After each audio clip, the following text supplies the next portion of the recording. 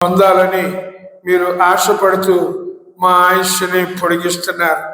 కాబట్టి నిన్ను అంగీకరించిన మేము ఎవరికి ఆటంకంగా ఉండకుండా, అభ్యంతరంగా ఉండకుండా, నీకు మహిమకరంగా, అందరికీ ఆశీర్వాదకరంగా, ప్రతి ఒక్కరికి ప్రయోజనకరంగా ఉండునట్లుగా మాకు కావలసిన ఆత్మ నింపుదల, నడుపుదల దయచేయమని ప్రార్థిస్తున్నాను నాయన.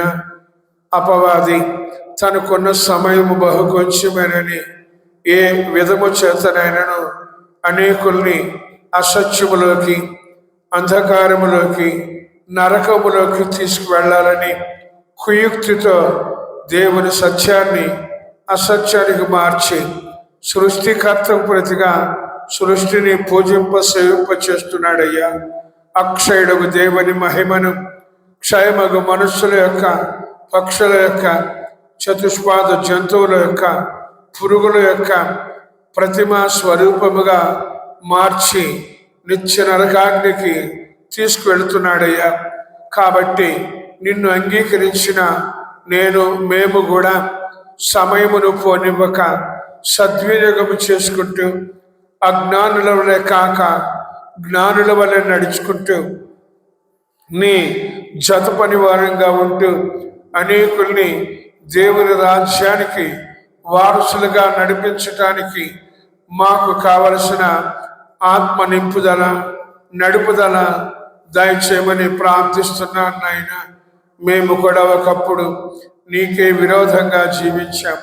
అయినప్పటికీ కరుణా సంపన్నుడని నీవు కాలము పరిపూర్ణమైనప్పుడు పాప శరీరాకారంతో ఈ లోకానికి వచ్చి ధర్మశాస్త్రం దేనిని చేజారకపోయిందో అది నువ్వు చేసి మాలో ఉన్న ఈ లోక సంబంధమైన, ప్రకృతి సంబంధమైన, భూ సంబంధమైన జ్ఞానాన్ని తీసివేసి పైనుండి వచ్చిన జ్ఞానాన్ని మాకు అనుగ్రహించి నీవు నిజమైన దేవుడు అని, రక్షకుడు అని, పరలోక రాజ్యానికి మార్గము, సత్యము, జీవమని ప్రత్యక్షపరుచుకున్నందుకు నీకు స్తోత్రాలు చెల్లిస్తున్నాం.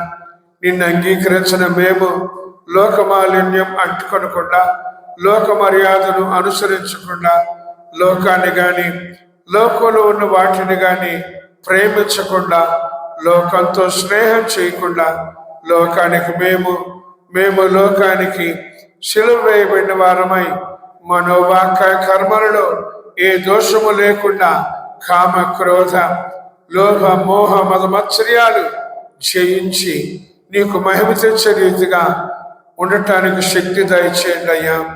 నీవు మమ్మల్ని అనాథలుగా విడిచిపెట్టలేదు.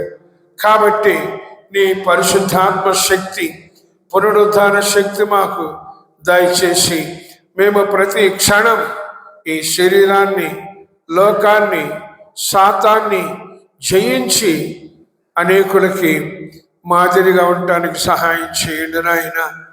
నువ్వు ఎంతైనా నమ్మదగిన దేవుడు, పక్షపాతివి కాదు. కాబట్టి అందరి కోసం ప్రాణం పెట్టా, అందరూ రక్షణ పొందాలని దీర్ఘశాంతం చూపిస్తున్నావు.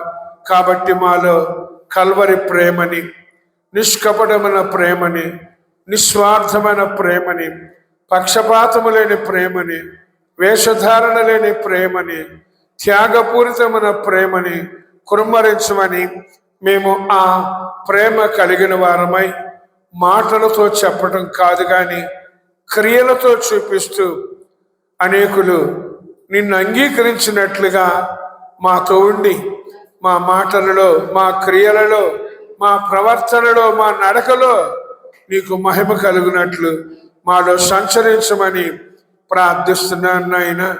నీవు అందరి కోసం ప్రాణం పెట్టావు. అందరూ పరలోకం చేరాలని స్థలం సిద్ధపరచడానికి వెళ్ళి మరలా రాబోతున్నావు.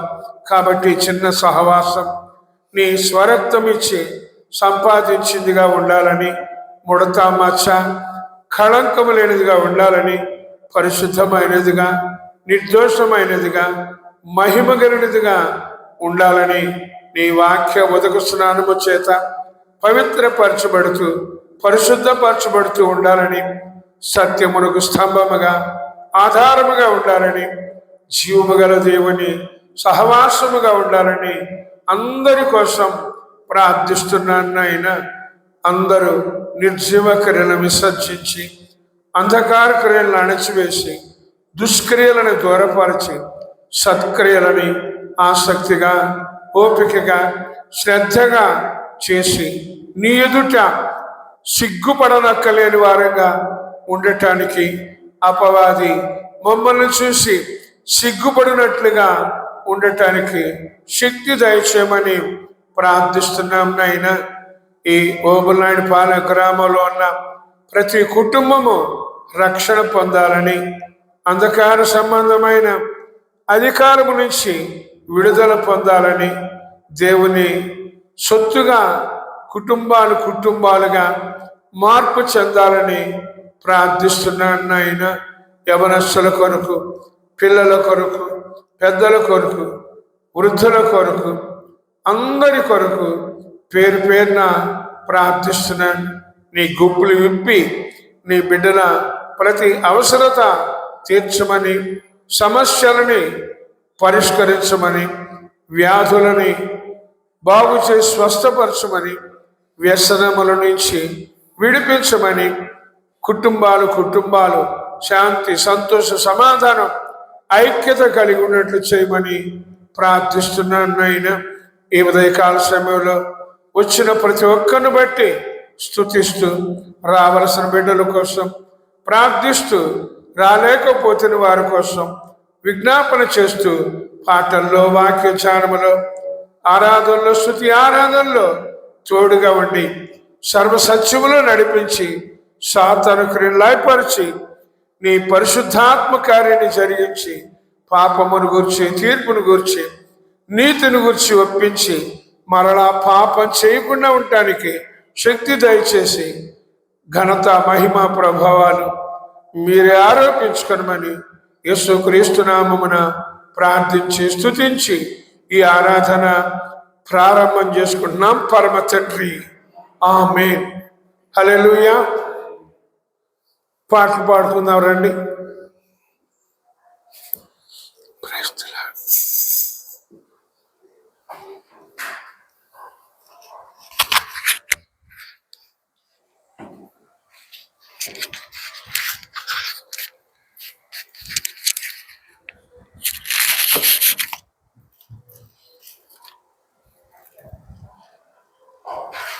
మూడు 302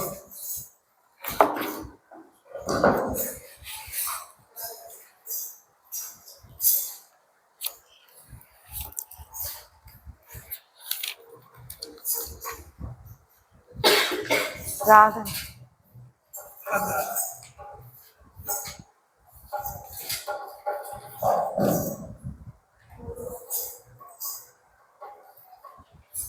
వాడినట్టు గుర్తున్నారు.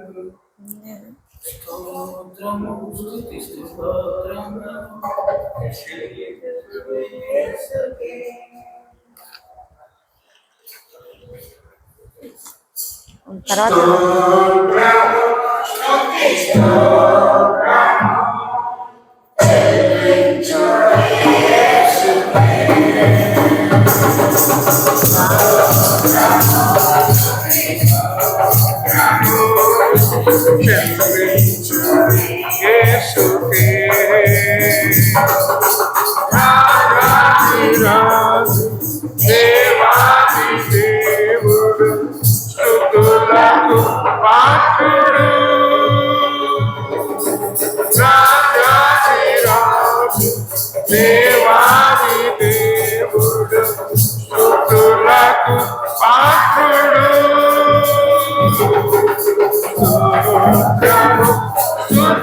స్తోత్రము చెల్లించుడి యేసుకే.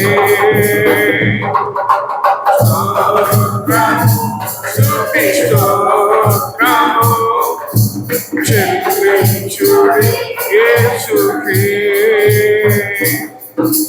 మనుష్య కుమారుడై మనుషుల పాపముకై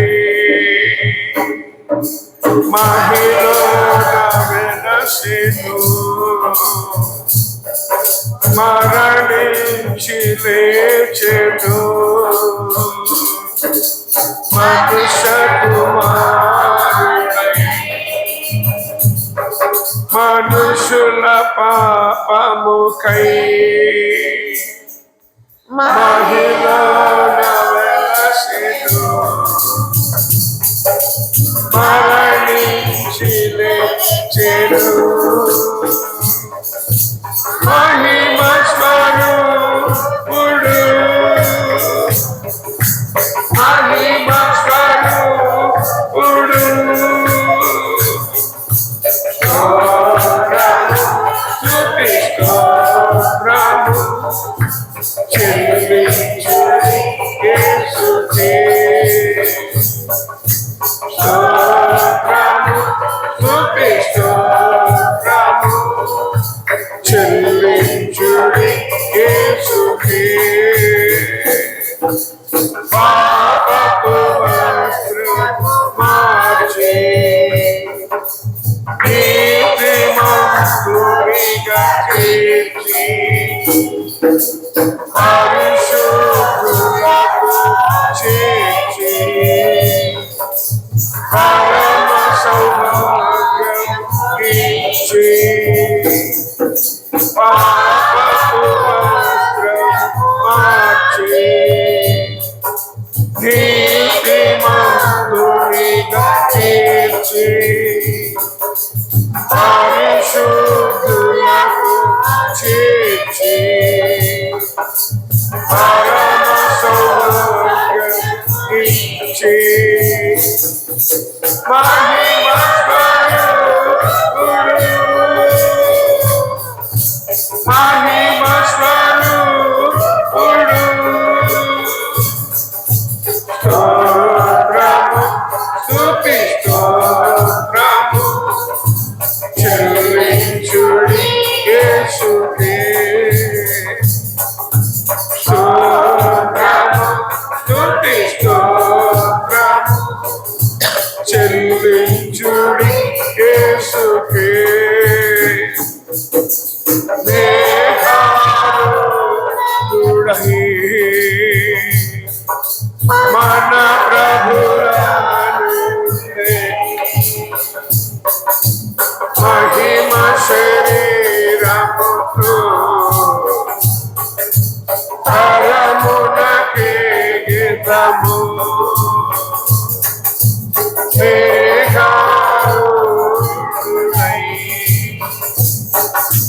మన ప్రభురానుండే మహిమ శరీరముతో పరమునకే గీతము మహిమ స్వరూపుడు మహిమ స్వరూపుడు స్తోత్రము స్తుతి స్తోత్రము చెల్లించుడి యేసుకే స్తోత్రము స్తుతి స్తోత్రము చెల్లించుడి యేసుకే రాజాధిరాజు దేవాది దేవుడు స్తుతులకు పాత్రుడు రాజాధిరాజు దేవాది దేవుడు స్తుతులకు పాత్రుడు స్తోత్రము స్తుతి స్తోత్రము చెల్లించుడి యేసుకే స్తోత్రము స్తుతి స్తోత్రము చెల్లించుడి యేసుకే హల్లెలూయా. ఇది చాలా స్లోగా పాడా, స్పీడ్గా యేసు రాజుగా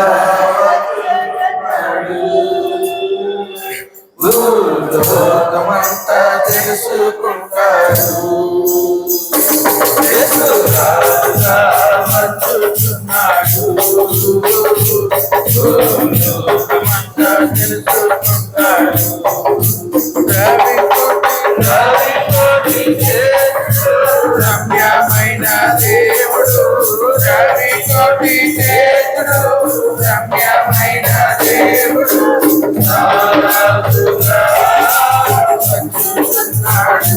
యేసు రాజుగా వచ్చుచున్నాడు. యేసు రాజుగా వచ్చుచున్నాడు. లోకమంతా తెలుసుకుంటాడు.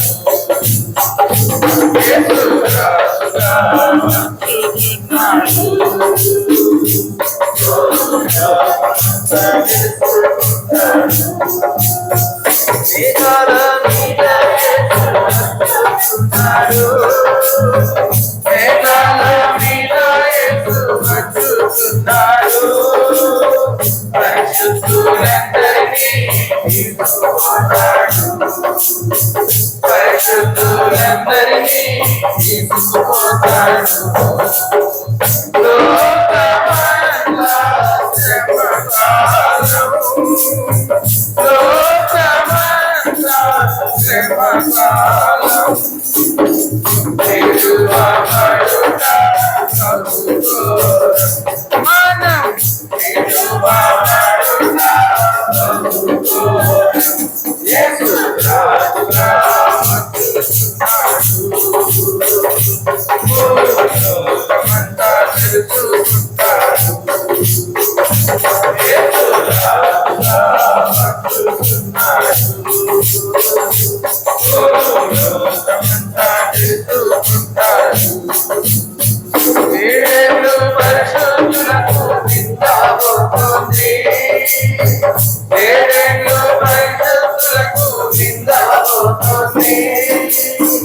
ఏడేళ్ళు తమ్మిది శ్రమవుతుంది. ఏడేళ్ళు తమ్మిది శ్రమవుతుంది. ఈ సువార్త మోయబడు. ఈ సువార్త మోయబడు. వాక్యమే చదువకును. ఇక వాక్యమే చదువకును. యేసు రాజుగా వచ్చుచున్నాడు. లోకమంతా తెలుసుకుంటాడు.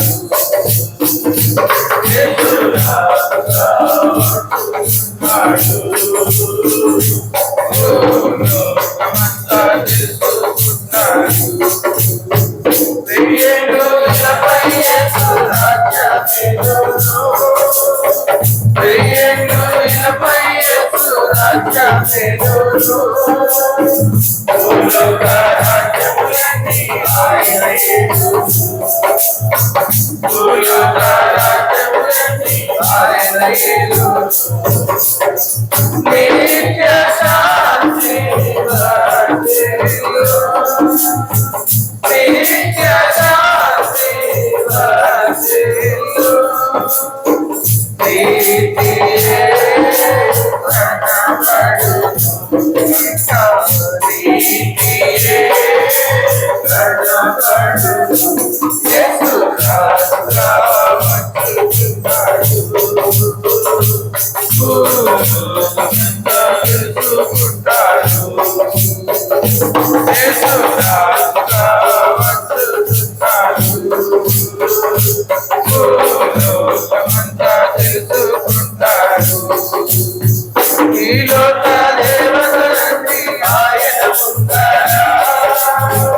ఈ లోక దేవతలన్నీ ఆయన ముందర సాగిలపడి నమస్కరించి గడగడలాడు. సాగిలపడి నమస్కరించి గడగడలాడు. వందని మోకాలన్నీ, వందని మోకాలన్నీ యేసయ్య ఎదుట వంగిపోవు నిజం యేసయ్య ఎదుట వంగిపోవును యేసు రాజుగా వచ్చుచున్నాడు భూలోకమంతా తెలుసుకుంటాడు యేసు రాజుగా వచ్చుచున్నాడు భూలోకమంతా తెలుసుకుంటారు క్రైస్తవుడా మరువవద్దు ఆయన రాకడా క్రైస్తవుడా మరువవద్దు ఆయన రాకడా కనిపెట్టి ప్రార్థన చేయుము సిద్ధముగా ఉండి కనిపెట్టి ప్రార్థన చేయుము సిద్ధముగా ఉండి రేప పాటున మారాలి రేప పాటున యేసయ్య చెంతకు చేరాలి మనం యేసయ్య చెంతకు చేరాలి యేసు రాజుగా వచ్చుచున్నాడు భూలోకమంతా తెలుసుకుంటారు యేసు రాజుగా వచ్చుచున్నాడు భూలోకమంతా తెలుసుకుంటారు రవి కోటి తేజుడు రమ్యమైన దేవుడు రవి కోటి తేజుడు రమ్యమైన దేవుడు రాజుగా యేసు రాజుగా వచ్చుచున్నాడు యేసు రాజుగా వచ్చుచున్నాడు భూలోకమంతా తెలుసుకుంటారు యేసు రాజుగా వచ్చుచున్నాడు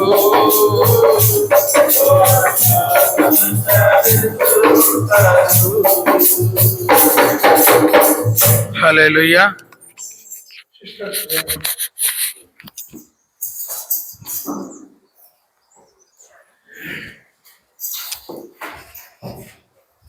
రెండు 287 పాట పాడండి.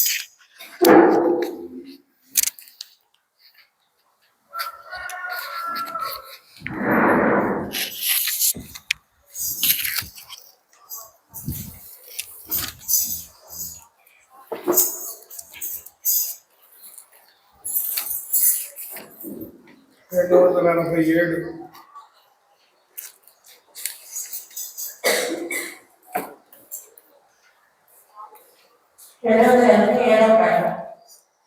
महिमा प्रभु मृत्युंजयुड़ा मारने वाला मंसी महिमा प्रभु मृत्युंजयुड़ा मारने वाला मंसी महिमा प्रभु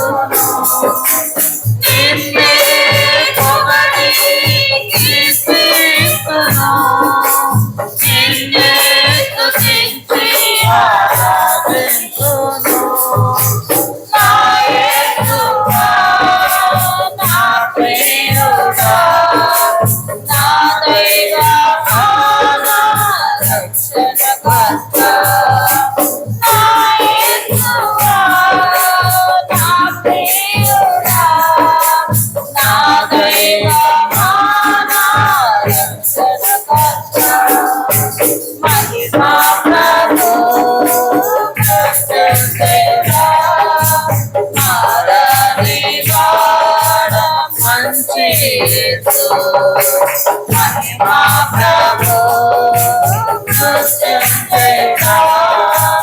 मारने वाला मंची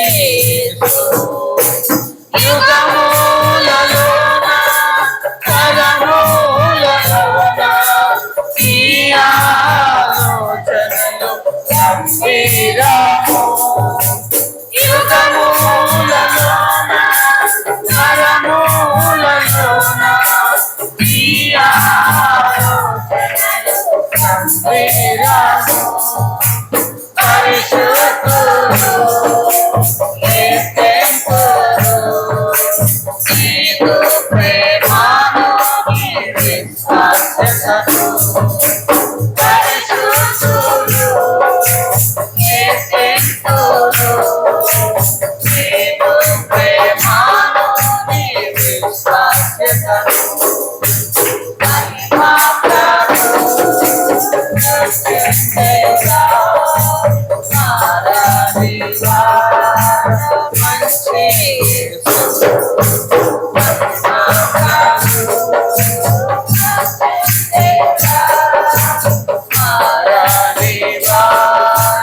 మంచి యేసు నీ శిల్వ రక్తములో మమ్ము శుద్ధి చేసి సందాముగా మమ్ము ఏర్పరచితివి.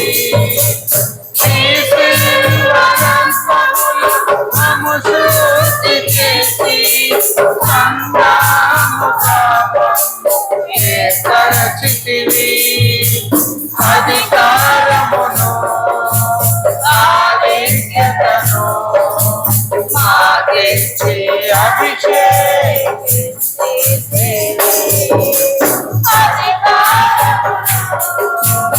ఆధిక్యతను మాకిచ్చి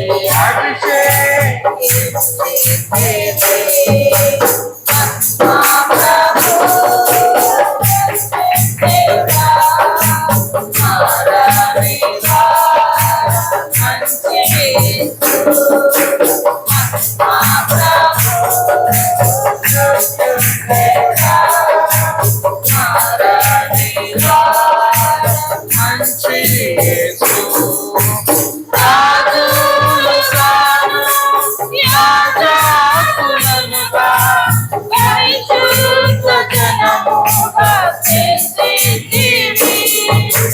రాజులు కాను యాజకులనుగా పరిశుద్ధ జనముగా చేసితివి.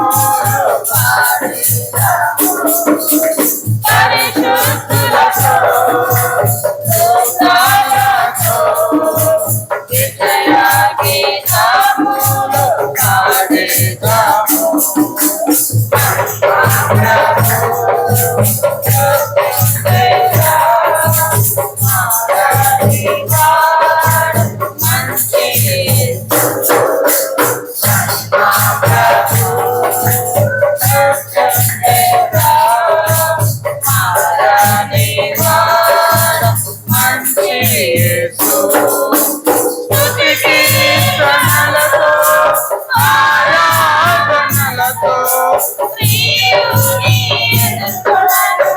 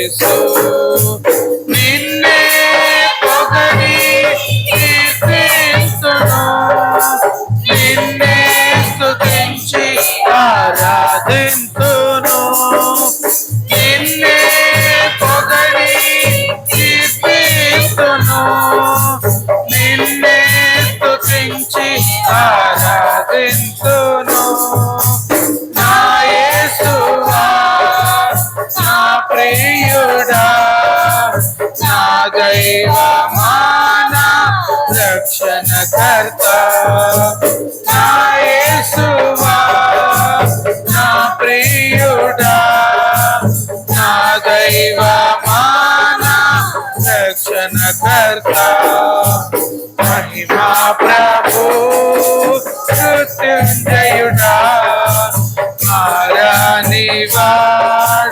మంచి యేసు మహిమా ప్రభు మృత్యుంజయుడా మారానివాడ మంచి యేసు హల్లెలూయా. నేను డేవిడ్ రాజు గారు చిన్న పాట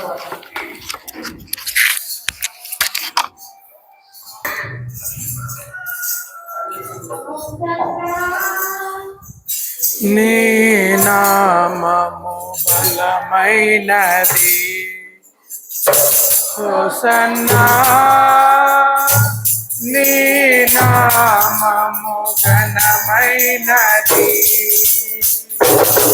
సర్వలోకవాసులు నిన్నే స్తుతింతురు నిన్నే స్తుతింతురు స్తుతింతు కీర్తింతు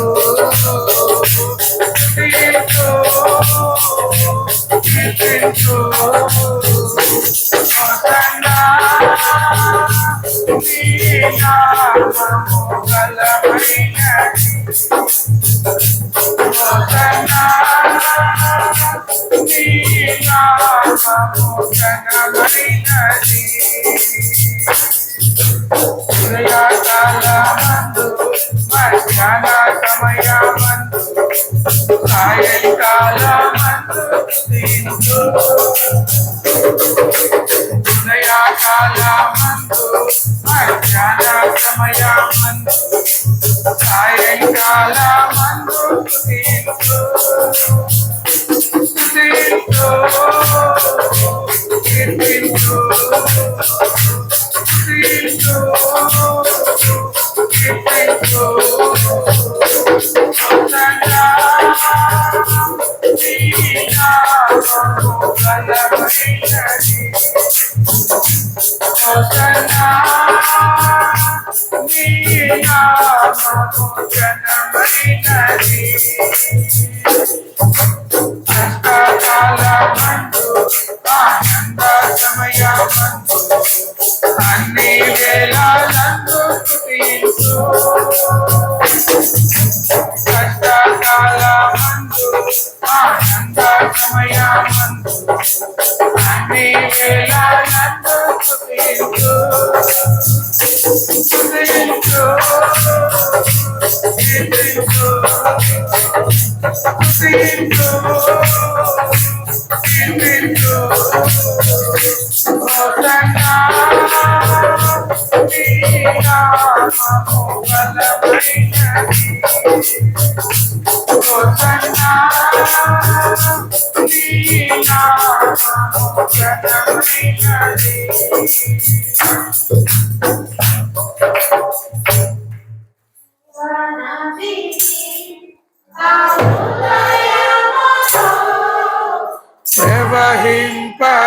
ప్రవహింపచేయుమయా దేవనదిని నా హృదయములో ప్రవహింపచేయుమయా శరీర క్రియలన్నీయు నాలో నశింపచేయుమయా శరీర క్రియలన్నీయు నాలో నశింపచేయుమయా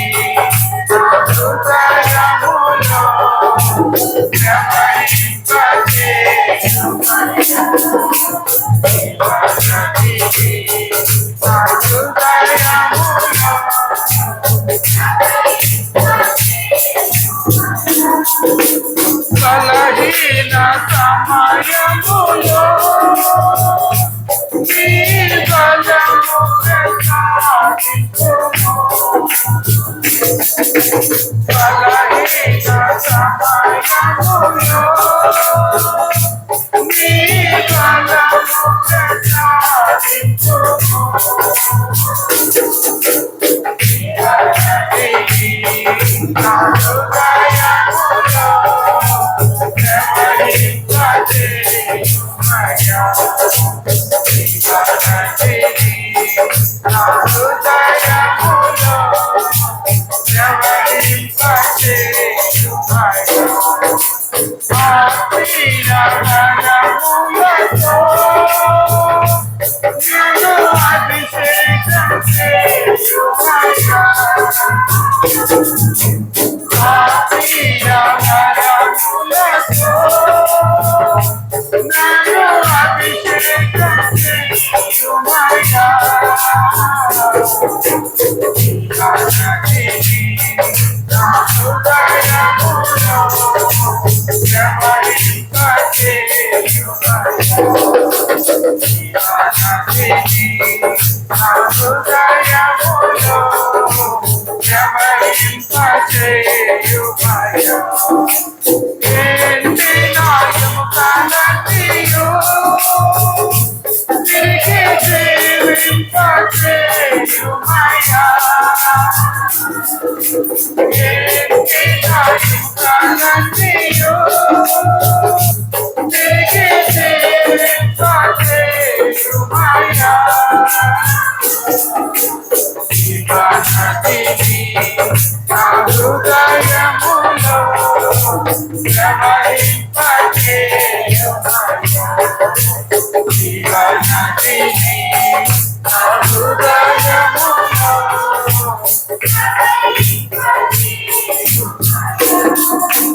సదాకాలం నీ సన్నిధిలో నన్ను నివసింపచేయుమయ్యా. సదాకాలం నీ సన్నిధిలో నన్ను నివసింపచేయుమయ్యా.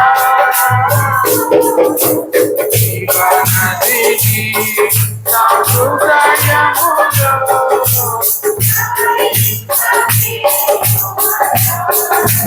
జీవనదిని నా శరీరములో ప్రవహింపచేయుమయ్యా. జీవనదిని నా ప్రవహింపచేయుమయ్యా.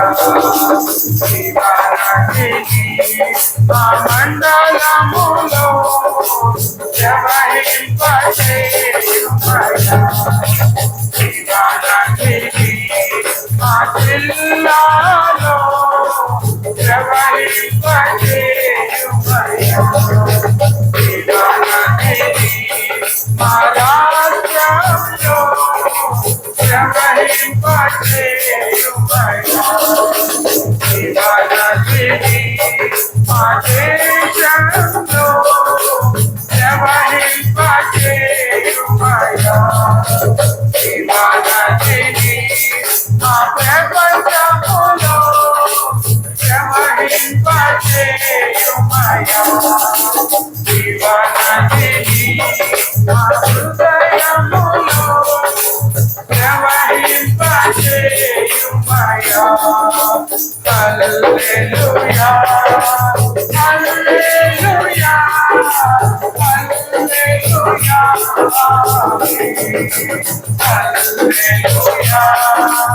హల్లెలూయా హల్లెలూయా హల్లెలూయా.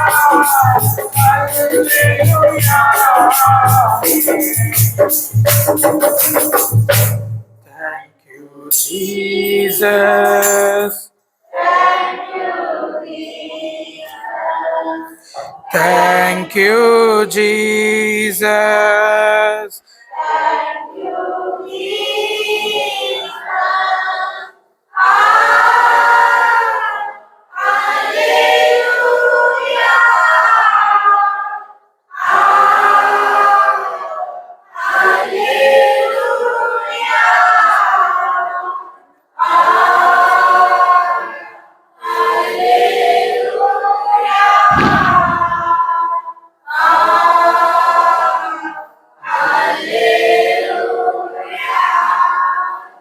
Thank you, Father. Thank you, Father. Thank you, Father. Thank you, Father.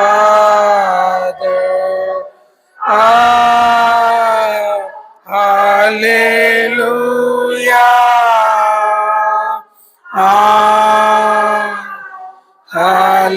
హల్లెలూయా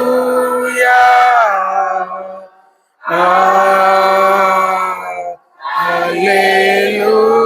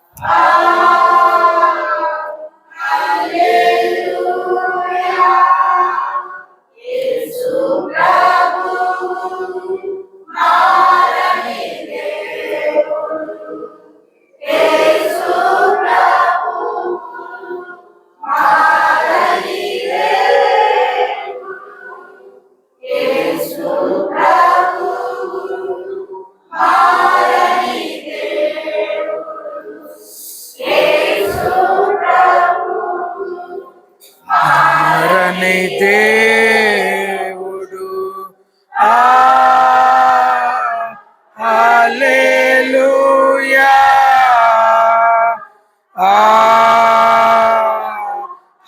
హల్లెలూయా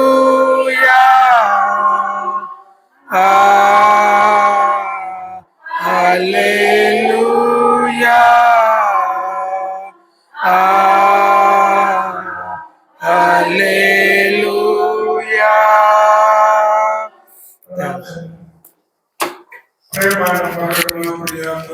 తండ్రి పరిశుద్ధుడు మా దేవ, మరొకసారి నిన్ను స్తుతిస్తూ ప్రార్థిస్తున్నాం నైనా. మీరు మమ్మల్ని ప్రేమించి ప్రాణమిచ్చి కొని నీ బిడ్డలుగా చేసుకుని మేము లోకంలో ఉన్న పరలోక సంబంధంగా జీవిస్తూ ఉండాలని, శరీరములో ఉన్న ఆత్మ సంబంధంగా ఆత్మానుసారంగా జీవిస్తూ ఉండాలని, లోకానికి శరీరానికి సాతానికి దాసులైన అనేకులని దాసత్వం నుంచి విడిపించి స్వతంత్రులుగా మార్చి దేవుని రాజ్యానికి వారసులుగా నడిపించాలని మీరు ఆశపడుతున్నారు. కాబట్టి నిన్ను అంగీకరించిన మేము మరెవరమైనా ఎలా ఉండాలో తెలుసుకొని అనేకులకి ప్రయోజనకరంగా, ఆశీర్వాదకరంగా, నీకు మహిమకరంగా మేము ఉండినట్లు సహాయం చేయమని ప్రార్థిస్తున్నాను నాయనా. ఇంకా మా పరిచయస్తులు, బంధుమిత్రులు, రక్త సంబంధికులు, ఇరుగు పొరుగు వారు, ఆత్మీయ ఇంకా రక్షణ పొందని వారు ఎంతోమంది ఉన్నారు.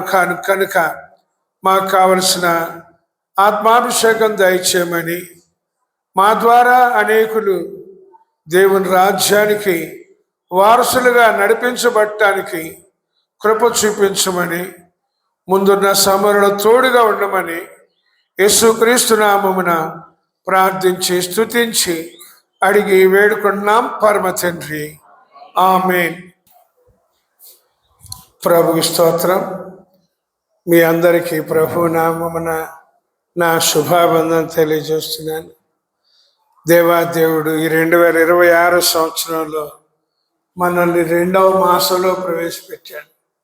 ఒక మాసం అయిపోయిందా? కాబట్టి ఎలా ఉండాలి?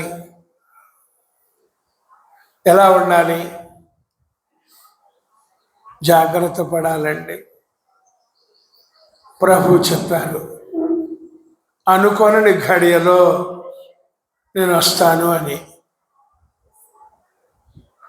కాబట్టి ఆయన మధ్యాకాశానికి వస్తారు పెండ్లి కుమారుడుగా. అంగీకరించిన ప్రతి ఒక్కరూ వధువు సంఘంగా అంటే పెండ్లి కుమార్తెగా భూమి మీద నుంచి మధ్యాకాశానికి చేరుకుంటారు. అక్కడ వివాహ మహోత్సవం 7 సంవత్సరాలు విందు. ఆ తర్వాత మరలా ప్రభు భూమి మీద పాదం మోపుతారు. ఒలీవల కొండ అని ఉంది ఈ భూలోకంలో. ఆ కొండ మీదకి ఆయన పాదం పెట్టినప్పుడు అది 2గా చీలిపోతుందట. 1000 ఏళ్ల పరిపాలన, ఆ తర్వాత అంతం. మొదటి పునరుత్థానం అని గ్రంథంలో వ్రాయబడింది. వాళ్ళు ఆ 1000 ఏళ్ల పరిపాలనలో ఆయనతో పాటు వెళ్తారు. తర్వాత మరలా ఈ భూమి అంతా లయమైపోతుంది. క్రొత్త భూమి, క్రొత్త ఆకాశం వస్తుంది. ప్రభువుని అంగీకరించిన ప్రతి ఒక్కరికి ఉండవలసిన నిరీక్షణ ఏంటి అంటే ఆ కొత్త భూమి, కొత్త ఆకాశంలో ఉండాలి. అది ఇప్పుడు శాస్త్రజ్ఞులు కింద మీద అవుతున్నారు. ఈ ప్రపంచం ఎడిపోతుంది, ఏమవుతుంది అర్థం కావట్లా. ఏది ఏమైనా ఒక రోజున ఈ దృశ్యమైనవన్నీ లయమైపోతాయి. జాగ్రత్త పడాలి. నేను ప్రభువుని అంగీకరించాను, బాప్తిస్మం పొందాను అని మనం సంతృప్తి చెందడం కాదు, కానీ మనకు ఒక బాధ్యత ఉంది. ఏమిటి అంటే ముందు మన రక్షణని కాపాడుకోవాలి.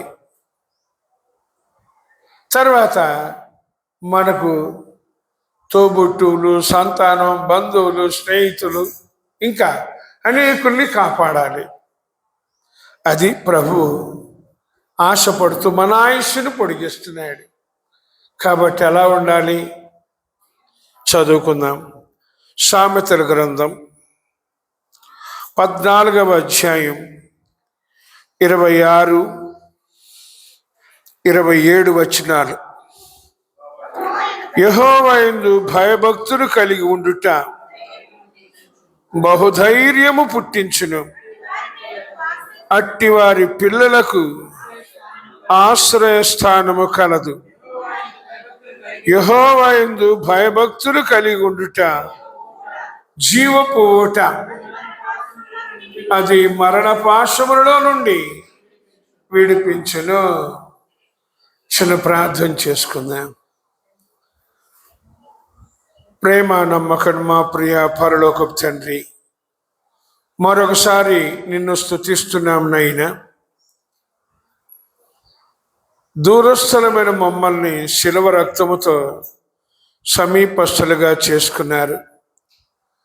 దేవుడు లేని ప్రజగా, నిరీక్షణ లేని వారంగా, నిబంధన లేని వారంగా ఉన్న మాకు ఒక శుభప్రదమైన నిరీక్షణ, జీవముతో కూడిన నిరీక్షణ మాకిచ్చారు.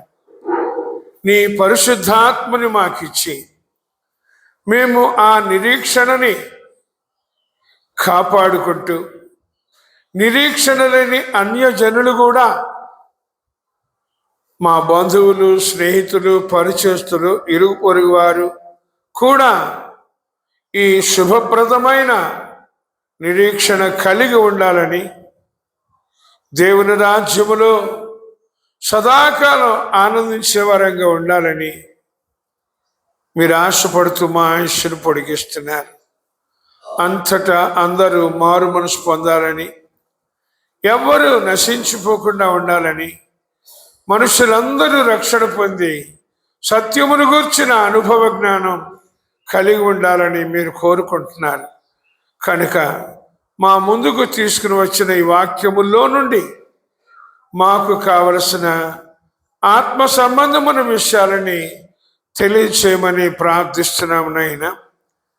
నిన్ను అంగీకరించిన మేము మా రక్షణని భయముతో వణుకుతో కొనసాగించుకుంటూ నిర్లక్ష్యంగా అలక్ష్యంగా ఉండకుండా భయభక్తులు కలిగి నీ చిత్తాన్ని నెరవేర్చడానికి, మాకు కలిగిన వారు కూడా నిత్య జీవానికి వారసులుగా మార్పు చెందటానికి కావలసిన మాటలు వివరించమని, నా సొంత మాటలు ఏది రాకుండా చెయ్యమని, వినేవారు భయభక్తులు కలిగి అలాగే జీవపు ఊట పొంది ఇతరులకు కూడా ఇచ్చేవారుగా ఉండటానికి సహాయం చేయమని యేసుక్రీస్తు నామమున ప్రార్థించి స్తుతించి అడిగి వేడుకుంటున్నాం పరమ తండ్రి.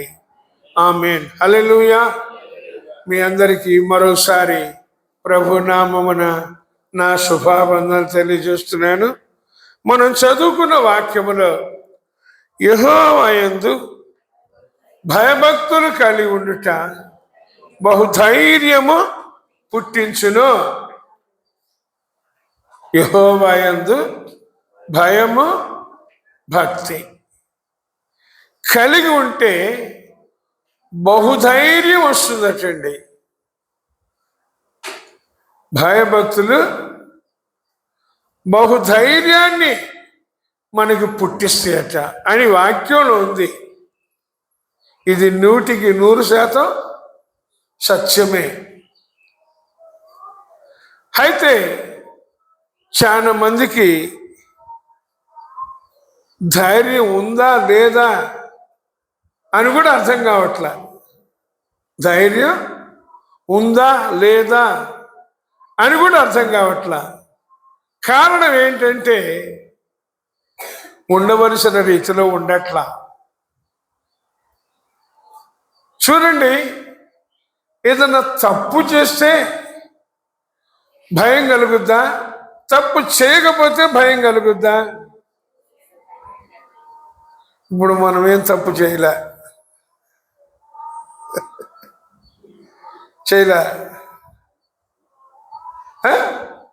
చిన్న తప్పు కానీ పెద్ద తప్పు కానీ ఒక్క తప్పు కానీ చేయలే అని అనుకుంటే ప్రమాదం. ఎవ్వరూ లేరు తప్పు చెయ్యని వాళ్ళు, అందరూ తప్పు చేసిన వాళ్ళే. అయితే దేవుడు ఆశపడుతున్నాడు, తప్పు చేయటం సహజం, అయితే తప్పుని ఒప్పుకొని మరలా చేయకుండా ఉండడమే ప్రాముఖ్యం. తప్పు ఒప్పుకోవాలి, మరలా చేయకుండా ఉండాలి. ఈ భూమి మీద ఉన్న ప్రతి ఒక్కరూ ఒప్పుకుంటారు, కానీ మరలా చేయకుండా ఉండటానికి సాధ్యపడదు. కారణం ఏంటి అంటే ఈ లోకం యొక్క తత్వం.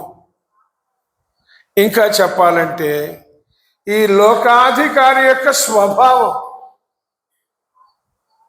ఈ లోకాధికారి యొక్క స్వభావం. ఇంతకీ ఈ లోకాధికారి ఎవరు? ఈ లోకాధికారి ఎవరు?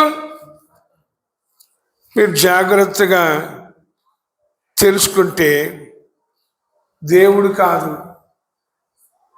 ఇప్పుడు ఈ లోకాధికారి దేవుడు కాదు. అపవాది, ఈ లోకాధికారి అపవాది. అదే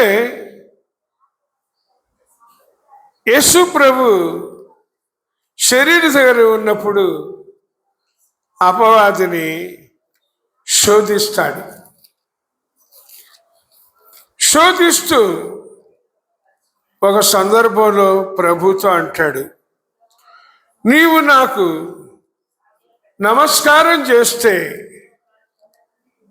ఈ లోకరాజ్యాలన్నిటినీ నీకు ఇస్తాను, ఇప్పుడు అవి నా స్వాధీనములో ఉన్నవి అని ప్రభుతో అంటాడు. ఎందుకంటే అపవాది మొట్టమొదట దేవుని సన్నిధిలోనే ఉన్నాడు, ప్రధాన దూత. అయితే అపవాది మనస్సులో ఒక ఆలోచన వచ్చింది. అదే మనం యెషయా గ్రంథం 14వ అధ్యాయంలో చూస్తే 12వ వచనం నుంచి వ్రాయబడుతుందండి. అపవాది మనస్సులో ఒక ఆలోచన వచ్చింది. ఏంటి అంటే, నేను కూడా దేవునితో సమానముగా ఉండాలి అని మనస్సులో అనుకున్నాడు. నేను దేవునితో సమానముగా ఉంటా అని మనస్సులో అనుకున్నాడు. ఇక దేవుడు అపవాదిని తోసేశాడు, తన సన్నిధి నుంచి తోసేసి ఈ భూమి మీద ఉన్నాడు. ఇప్పుడు భూమి మీద ఉన్న మనుషులందరినీ కూడా తన యొక్క కుయుక్తితో తన వైపు తిప్పుకొని పూజించబడుతున్నాడు. అది తెలుసుకోవాలి మనం. అపవాది దేవుని సన్నిధి నుంచి త్రోసివేయబడి ఈ భూమి మీద ఉండి ప్రస్తుతం అందరి చేత పూజింపబడుతున్నాడు. అదే రోమా పత్రికలో 1వ అధ్యాయంలో చెప్తారు. సృష్టి అంతటిని మనం గమనిస్తే ఈ సృష్టి ఎలా కలిగింది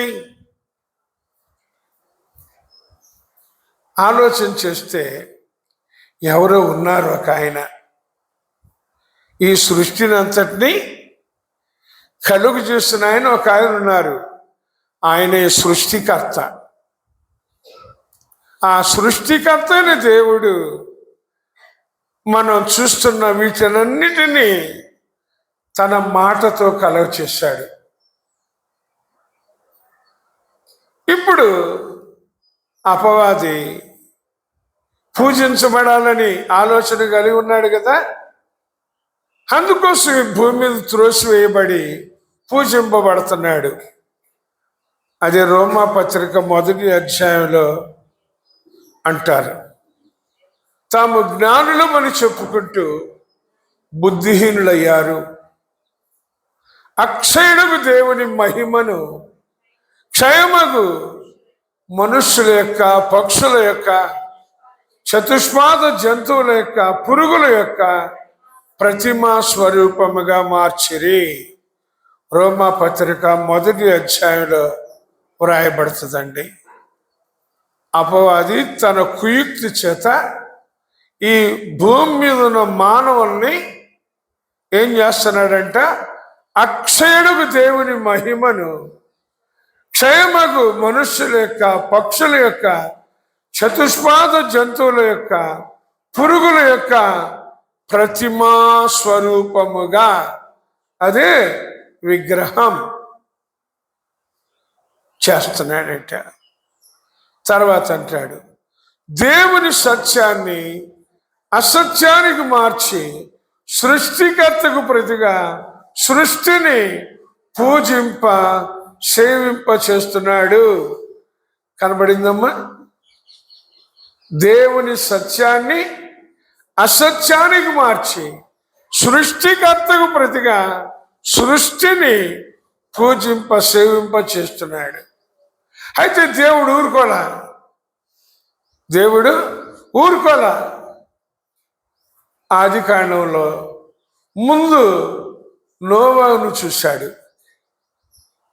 భూమి మీద ఉన్న వాళ్ళందరిలో కూడా నోవాహు దేవుని దృష్టికి మంచివాడిగా కనపడ్డాడు, కృప పొందినవాడిగా ఉన్నాడు. అట్లా భూలోకంలో మనుషులందరూ చెడిపోయిన ఈయన మాత్రం చెడుతనాన్ని అనుసరించల, దేవునితో నడిచాడు. కాబట్టి ఆ దినాల్లో భూలోకం అంతా చెడిపోయిందంట. అయితే దేవుడు ఆ ఒక్క నోవహుని ప్రత్యేకపరుచుకొని భూమి మీద ఉన్న సమస్తాన్ని జలప్రళయంతో లయం చేసేసాడు. జలప్రళయం 40 పగళ్ళు 40 రాత్రులు వర్షాన్ని కురిపింపచేసి సమస్తాన్ని, జీవరాశులు ఏమీ లేవు, చెట్లు, జంతువులు, జలచరాలు, మనుషులు అన్నీ. అయితే నోవహు చెప్పాడు, ఒక ఓడని తయారు చేసుకో అన్నాడు. ఒక ఓడని తయారు చేసుకో. ఆ ఓడ చితిసారపు మ్రానుతో తయారు చేయాలి. దాని పొడవు ఇంత, వెడల్పు ఇంత, ఎత్తు ఇంత అని కొలతలన్నీ చెప్పి ఓడని తయారు చేపించాడు. ఈ జల ప్రళయం గురించి ప్రకటింపచేశాడు. ఎవరు నమ్మలా. అయితే దేవుడు మాట తప్పడు కనుక మాట నెరవేర్చాడు. ఆ ఓడలోకి పవిత్రమైన అపవిత్రమైన జంతువులని, మగది ఆడది 7 చొప్పున ఓడలోకి నడిపించాడు. నోహుని భార్యని, కుమారుని, కోడళ్ళని ఓడలోకి నడిపించాడు. తలుపేసేసాడు.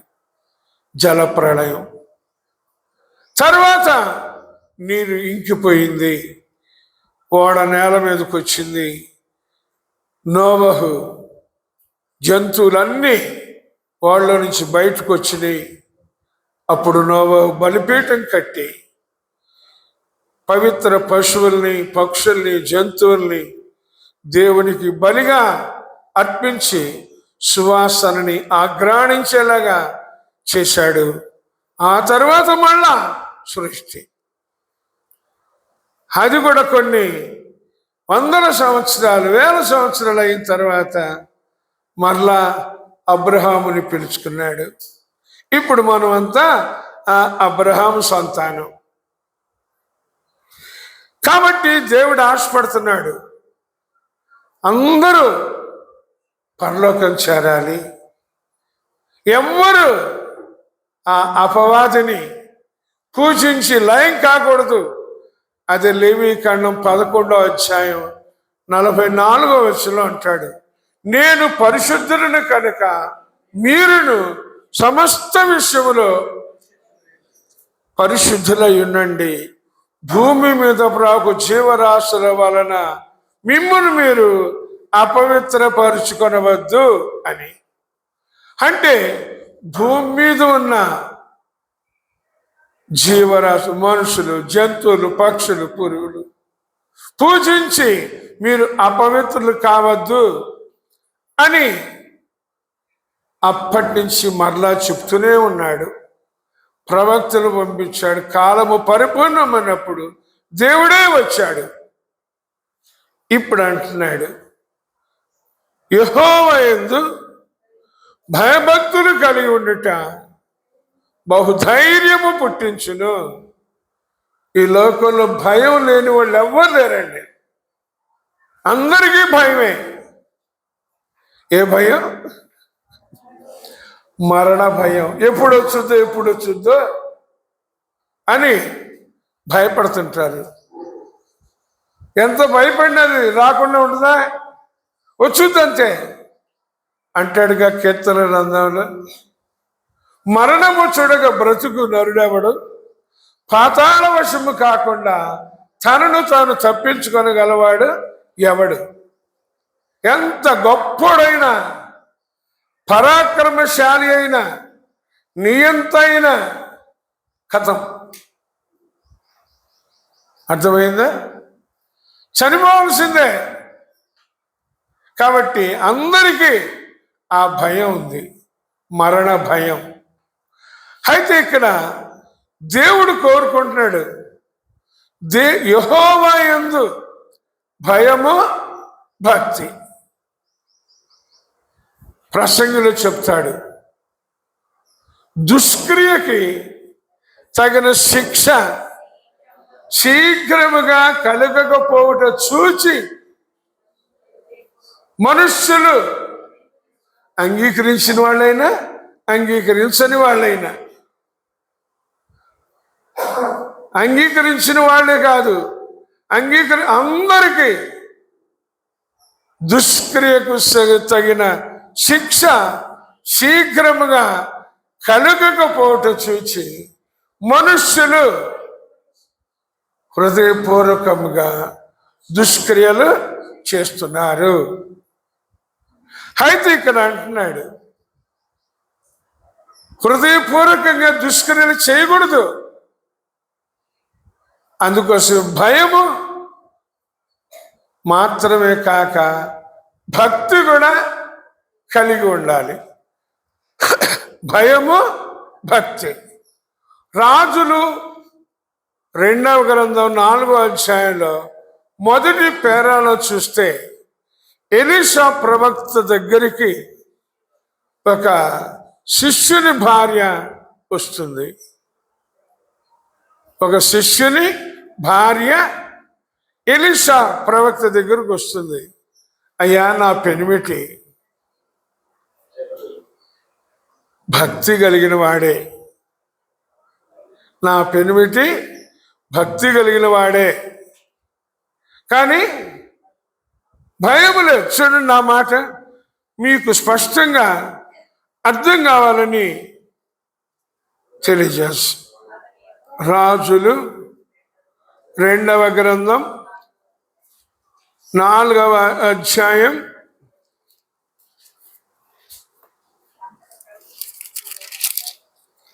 4వ అధ్యాయం మొదటి వచనం చూడండి.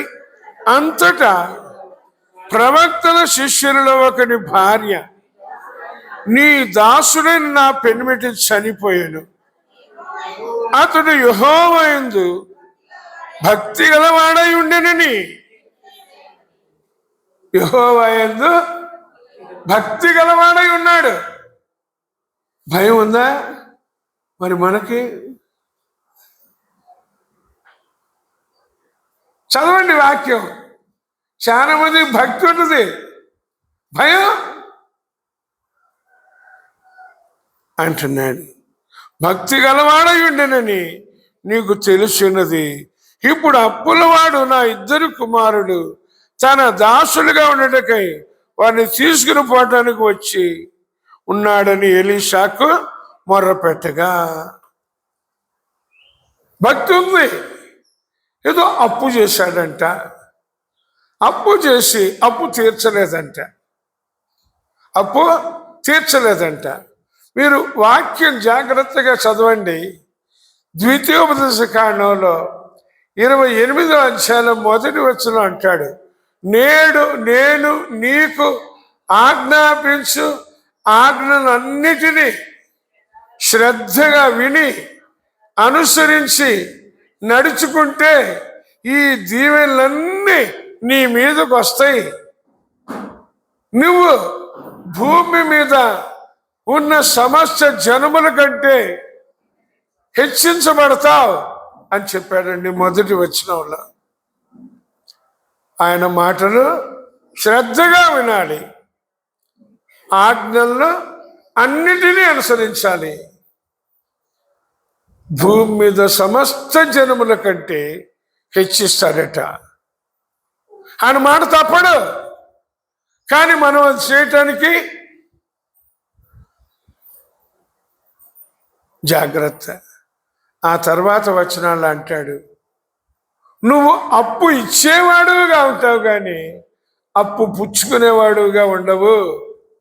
నువ్వు తలగా ఉంటావు కానీ తోకగా ఉండవు. నువ్వు పైవాడుగా ఉంటావు కానీ క్రింది వాడవుగా ఉండవు. ఈ దీవెనలన్నీ మనకి దేవుడు అనుగ్రహించునుగాక. అంటే మీరేం చేయాలి? మీరేం చేయాలి? శ్రద్ధగా వినాలి. హలో, ఎట్లా? ఎంత? అన్నిటినీ అనుసరించాలి. ఇంకోటి లేవి కాండంలో చెప్తాడు, పొరపాటును కూడా తప్పు చేయకూడదంట. పొరపాటు చేసి శిక్ష అంట. మరి మనం ఎలా ఉండాలి? ఎంతో జాగ్రత్తగా ఉండాలి. అదే ఒక్కోసారి దేవుడు నాకు అంటుండ, రే నువ్వు కత్తి మీద సాము చేస్తున్నావు జాగ్రత్త అంటాడు. దేని మీద? కత్తి మీద. ఎంత జాగ్రత్తగా ఉండాలి. అందుకొరకే వాక్యాన్ని ఇచ్చాడు, పరిశుద్ధాత్మనిచ్చాడు. కాబట్టి అన్నాడు, అంగీకరించిన నేనైనా నువ్వైనా మరెవరైనా ఆయన యందు, దేవుని యందు భయము భక్తి. మనం అన్నిటికీ భయపడతాం, దేవుని భయం మాత్రం ఉండట్లా. ఎందుకంటే వాడు అట్లా చేస్తున్నాడు, మనల్ని మోసం చేస్తున్నాడు. పర్లేదులే, చిన్నదేగా, ఒక్కటేగా, అందరూ అట్లా ఉంటారా అంటాడు. నాకు అట్లాంటి ఆలోచన వాడు తెచ్చినప్పుడు నేనంట, నేను ఎందుకు వండుకోకూడదు అంట. మీరేమంటారు? నేను ఉండాలి అంటారా? నాకు నేర్పించింది అది. ప్రభువా, నేను పొరపాటును కూడా చేయకూడదు. ఇంకో విషయం ప్రభు చెప్పాడు, దేవుడు మనకిచ్చిన ఆత్మ ఎక్కడున్నాడు? మనలో ఉన్నాడు. ఏం చేస్తున్నాడు? నిద్రపోతున్నాడు, సంచరిస్తున్నాడు. ఎట్లా? ఎట్లా చెప్పండి, ఎట్లా సంచరిస్తున్నాడు చెప్పంటారా? మనలో రక్తం ఎలా సంచరిస్తుందా రక్తం? సంచరించకపోతే ఏమవుతాం మనం? ఎక్కడికి పోతాం? దయచేసి గుర్తుపెట్టుకోండి, మనలో నిరంతరం సంచరిస్తుంటాడు, తల నుంచి పాదం వరకు. కాబట్టి ఎలా ఉండాలి మనం? ప్రభు నాకు నేర్పించింది మీకు చెబుతా. ప్రభువా, నా పాదాల్లో సంచరించయ్యా. సువార్త ప్రకటించే వారి పాదాలు సుందరమైనవి కదా, నా పాదాల్లో సంచరించయ్యా. తర్వాత నా చేతుల్లో సంచరించయ్యా. నా చేతులు పవిత్రంగా ఉండాలయ్యా, ప్రార్థన చేసేగా ఉండాలయ్యా. నా మనస్సాక్షిలో సంచరించయ్యా, నా మనస్సాక్షిలో సంచరించయ్యా. నా కన్నుల్లో సంచరించయ్యా, నా చెవులలో నా నోరు, నాలుక, పెదవులు, ఇంకా తల నుంచి పాదం వరకు నా ఊపిరితిత్తుల్లో సంచరించయ్యా. నా జీర్ణకోశ వ్యవస్థలో సంచరించయ్యా. నా కిడ్నీస్లో సంచరించయ్యా. ఇట్లా ప్రతి దానిలో నువ్వు సంచరించి నన్ను బ్రతికించు. నేను మరికొంతమందిని బ్రతికించాలయ్యా. నా కడుపులో నుండి జీవజల నదులు పొర్లి పారాలయ్యా. తెలుసా మనకి? తెలుసా అసలు ఆ విషయం? నా హృదయంలో నుండి జీవధారలు ప్రవహించాలయ్యా. ఇంకో మాట మీరు ఆశ్చర్యపోతారు, ప్రభా, నా రొమ్ములు కూడా నిర్మలమైన నీ వాక్యముతో నిండి ఉండాలయ్యా. నా రొమ్ములు కూడా నిర్మలమైన నీ వాక్యంతో నిండి ఉండాలయ్యా. కారణం ఏంటో తెలుసా? చూడండి, యోబు గ్రంథం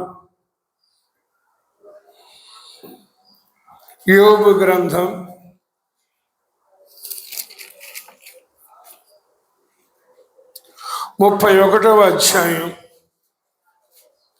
34వ వచనం చూడండి. మహాసమూహమునకు భయపడి కుటుంబముల తిరస్కారమునకు జడిసి నేను మౌనముగా ఉండి ద్వారము దాటి బయలు వెళ్ళక రొమ్ములో నా పాపమును కప్పుకొని ఎడల. చూడండి, ఆ మాట నాకు భయం. నా పాపమును కప్పుకుంటే ఎక్కడంట? కాబట్టి ఎలా ఉండాలి? కప్పుకోకూడదు, ఒప్పుకోవాలి. నిర్మలమైన వాక్యమనే పాలతో నిండి ఉండాలి. నాకు దేవుడు నేర్పించిన ప్రార్థన అండి. అంగీకరించాను అనుకుంటున్నాను, కానీ ప్రార్థన ఎలా చేయాలి? ప్రభు ఆశపడేది అది. రహస్యంగా వింటున్నా చూస్తున్నా తండ్రి ప్రతిఫలం. కాబట్టి ఎలా ఉండాలి? పొరపాటున కానీ నాలో పాపం ఉండకూడదు. చిన్నదైనా ఒక్కటైనా నువ్వు చెప్పావుగా నాలో సంచరిస్తానని, చెత్త పాపం మరొకటి ఉండకూడదు. కాల్చేసేయి. ఎందుకని? దహించు అగ్ని ఏం చేస్తాడు? ఏదో చేస్తున్నానండి నా. ఇంకొక విషయం, ప్రభా నా ప్రార్థన నీ సన్నిధికి చేరాలి. ఎట్లా? మన ప్రార్థన ఆయన సన్నిధికి చేరాలి.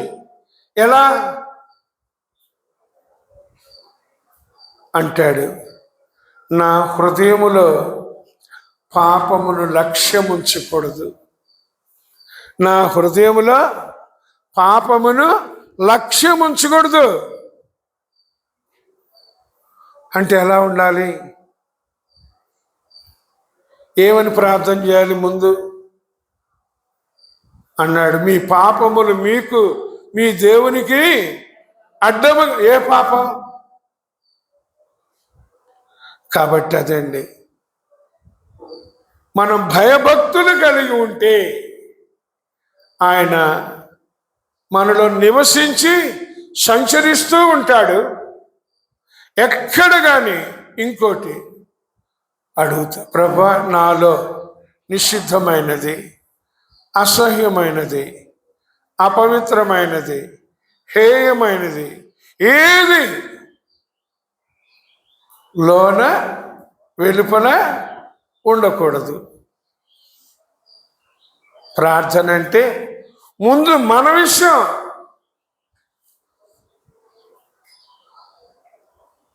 జాగ్రత్త పడాలి ప్రతి క్షణం. ఇంకోటి, నువ్వు ఎప్పుడు వస్తావో, ఏ క్షణాన్ని వస్తావో, నేను ఏ గడిన పోతానో, ఎట్లా ఉండాలి? నీ సన్నిధిలో కుడివైపున నేనే కాదు ఇంకా అనేక మందిని నడిపించాలి. అది నా ఆశ, నా ప్రార్థన. నేను ఈ భూమి మీద పుట్టేటప్పుడు తెచ్చింది ఏమీ లేదు, పోయేటప్పుడు తీసుకెళ్ళేది ఏమీ లేదు. మరి దేనికోసం నా ప్రయాస? మీ ప్రయాస దేనికోసం? అర్థం చేసుకుందాం, జాగ్రత్త పడదాం. అదే అంటారు, అపవాదికి చోటివ్వవద్దు అని. అపవాదికి చోటివ్వవద్దు. ఇస్తే ఇక వాడు మనల్ని చచ్చేదాకా వదిలిపెట్టడం. చచ్చేదాకా వదిలిపెట్టడు. మనకు తెలుసు యేసు ప్రభు శిష్యుల్లో యూదా ఇస్కరియోతు ఏమయ్యాడు? ఊరి పెట్టుకుని చచ్చిపోయాడు. ఎందుకని? దాని అపేక్షకి చావిచ్చాడు. మరొక దానికి. కాబట్టి అంటున్నాడు, యెహోవా యందు భయము భక్తి కలిగి ఉండాలి. అప్పుడు మనకి ధైర్యం. చూడండి, ఆదికాండం 22వ అధ్యాయంలో దేవుడు అబ్రహాముతో అంటాడు, అబ్రహామా, నీవు ప్రేమించే ఒక్కగానొక్కడైన ఇస్సాకుని మోరియా దేశంలో నేను చూపించే పర్వతం మీద నాకు బలి ఇచ్చేయి అన్నాడండి. నీవు ప్రేమించే ఒక్కగానొక్క కుమారుడైన ఇస్సాకుని మోరియా దేశంలో నేను చూపించే పర్వతం మీద నాకు బలి ఇయ్యి అన్నాడండి. మరి అబ్రహాం ఏం చేశాడు? వెళ్ళాడు మోరియా దేశానికి. ఆయన పర్వతం చూపించాడు. పని వాళ్ళని గాడిదని పర్వతం కిందనే ఉంచేశాడు. కొడుకు తల మీద కట్టెలు మోపెట్టాడు. అబ్రహాం ఒక చేతితో కత్తి, ఒక చేతితో నిప్పు తీసుకున్నాడు. ఇద్దరు ఆ పర్వతం ఎక్కుతున్నారు. కొడుకు అంటున్నాడు, నా దహన బడికి కట్టెలు ఉన్నాయి, కత్తి ఉంది, నిప్పు ఉంది, దహన బలి పశువేది అన్నాడు. దహన బలి పశువేది అన్నాడు. మరి వాస్తవానికి అబ్రహాం ఏం చేయబోతున్నాడు? ఆ ఇస్సాకునే బలి ఇవ్వబోతున్నాడు. ఆ సందర్భంలో తండ్రికి ఎలా ఉంటుంది?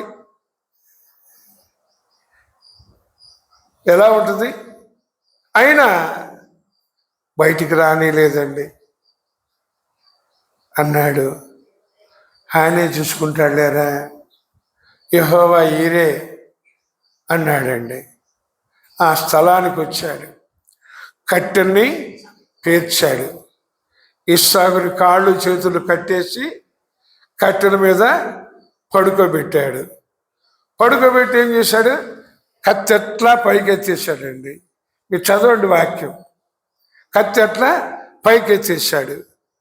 అప్పుడు దూత మాట్లాడుతున్నాడు, అబ్రహామా, ఇందు మూలముగా నీవు దేవునికి భయపడువాడవని తెలిసింది.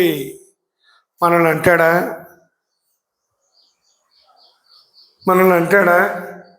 నా ప్రార్థన అది. అంటాడా మనల్ని? చెప్పండి.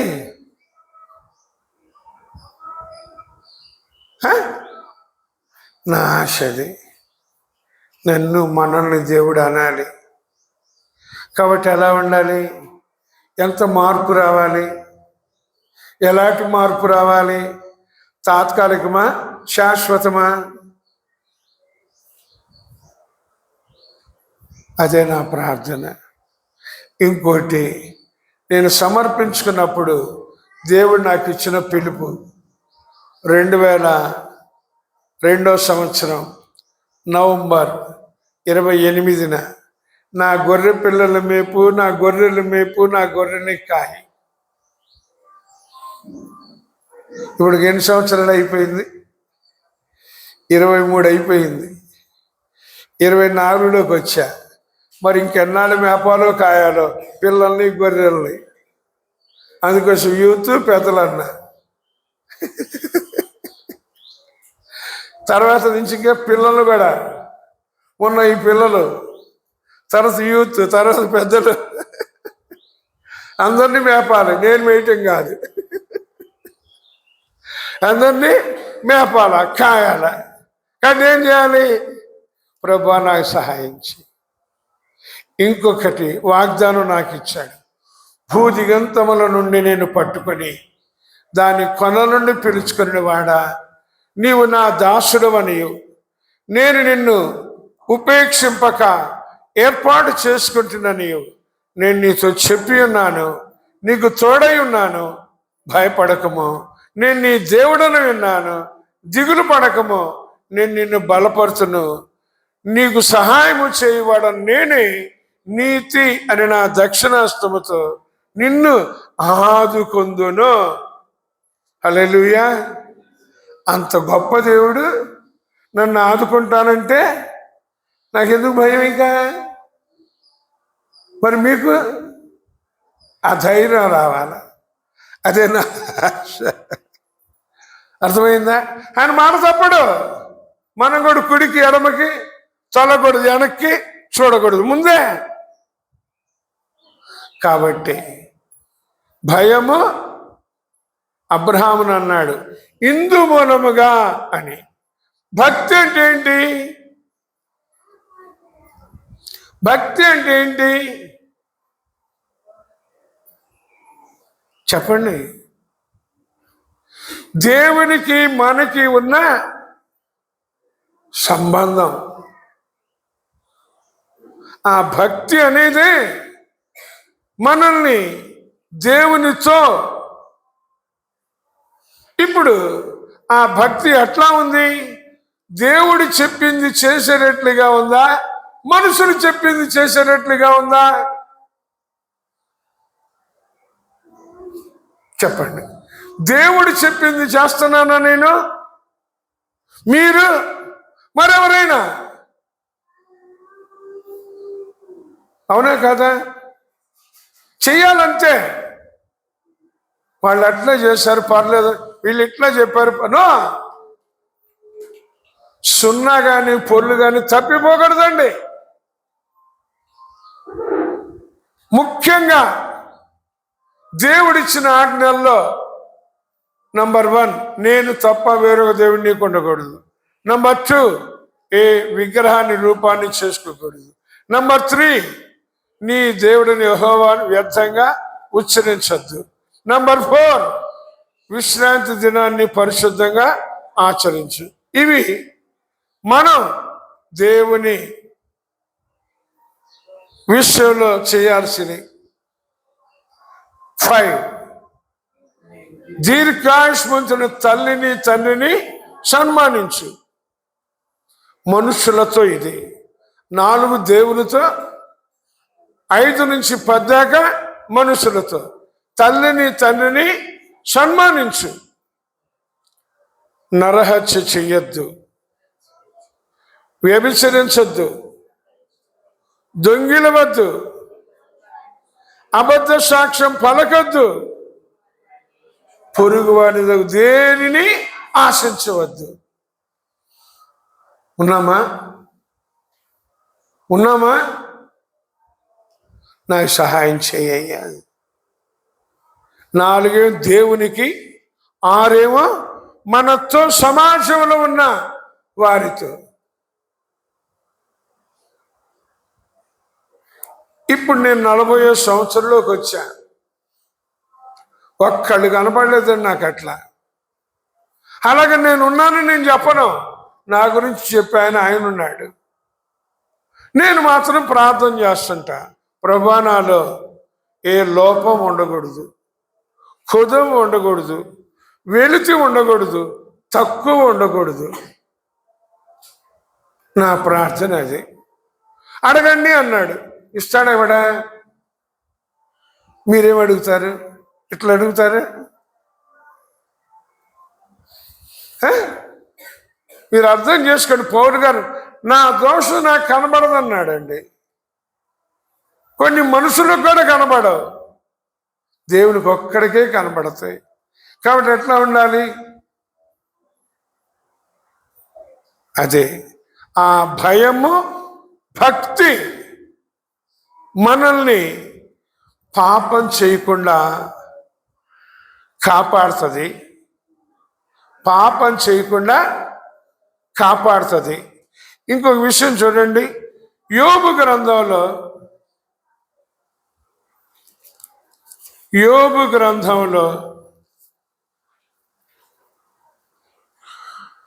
4వ అధ్యాయం 6వ వచనం చూడండి.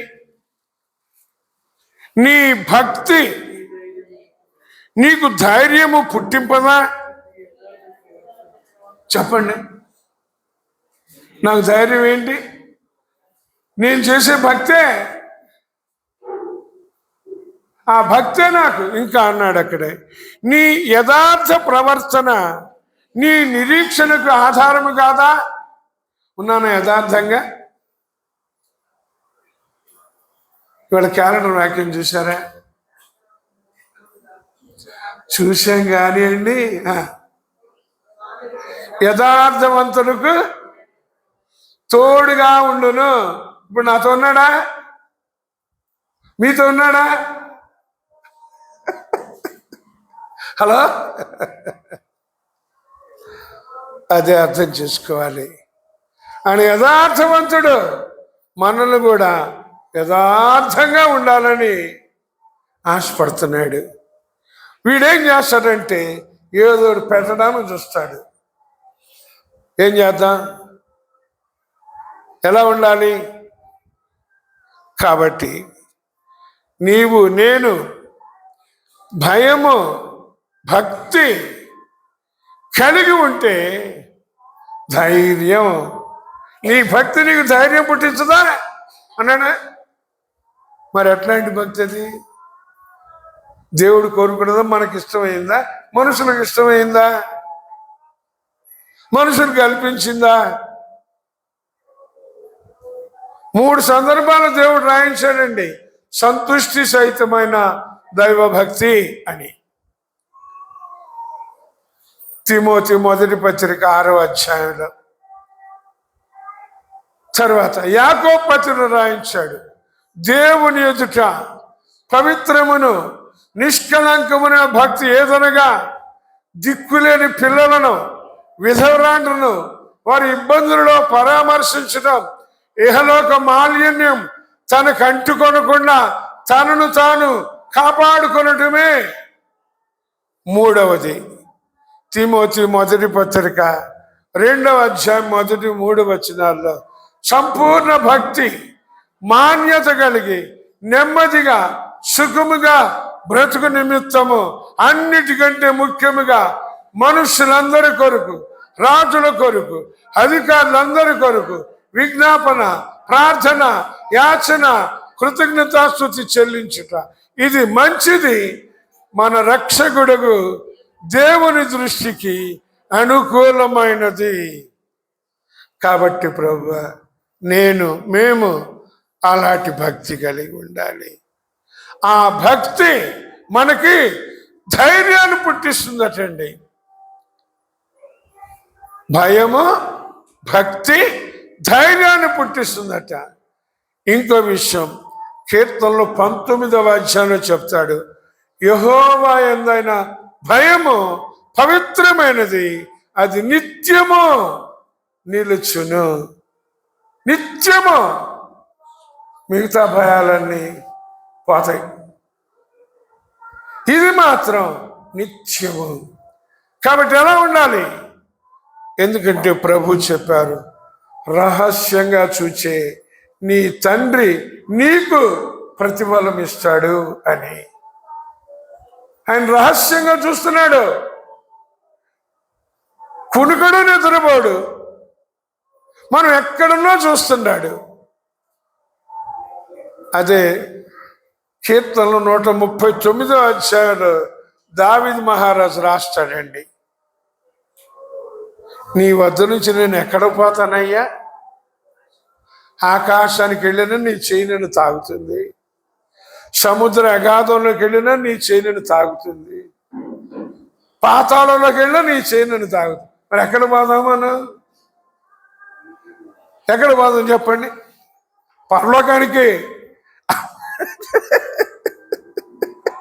ఎక్కడ ఆ మాట రావడమే. కాబట్టి అర్థం చేసుకుందాం.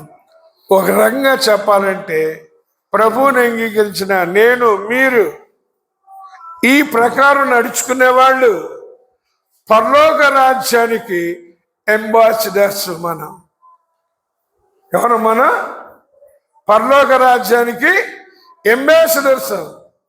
ఇప్పుడు ప్రపంచంలో ఎన్నో దేశాలు ఉన్నాయి. అన్ని దేశాల వాళ్ళు వాళ్ళ దేశం తరపున, ఇప్పుడు మన భారతదేశం ఉందండి, మన భారతదేశంలో అన్ని దేశాల వాళ్ళు ఉంటారు. వాళ్ళనే రాయబారులు లేదా అంబాసిడర్స్ అంటారు. ఇప్పుడు మనం ఎవరివి? మనం పరలోక రాయబారులం, దేవుని అంబాసిడర్స్. ఇప్పుడు మనం ఏం చెప్పాలి? కొంతమంది ఏం చెప్తారు? అమెరికా వాళ్ళు మా దేశంలో అది ఉంది, ఇది ఉంది. మా దేశంలో ఇంకోటి, చైనా వాళ్ళు, జపాన్ వాళ్ళు ఇంకోటి. ఇప్పుడు మనం ఏం చెప్పాలి?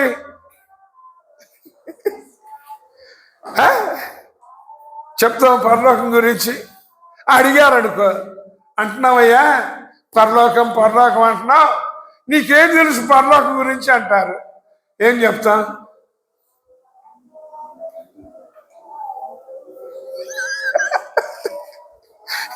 ఏం చెప్తాం? చెప్పండి. పరలోకం గురించి ఏం చెప్తాం? ఇంకోటి, ఏదో అమెరికాకో లేకపోతే యెరూషలేముకో యాత్రకి వెళ్ళొచ్చారండి. యెరూషలేము యాత్రకి వెళ్ళొచ్చినండి ఏం చెప్తారు? మేము సమాధి చూసాం, మేము అది చూసాం, ఇది చూసాం. విన్నారు ఎప్పుడన్నా? వాళ్ళు వెళ్ళొచ్చి చూసి చెప్పారు. ఇప్పుడు మనం పరలోకం గురించి ఏం చెప్పాలి?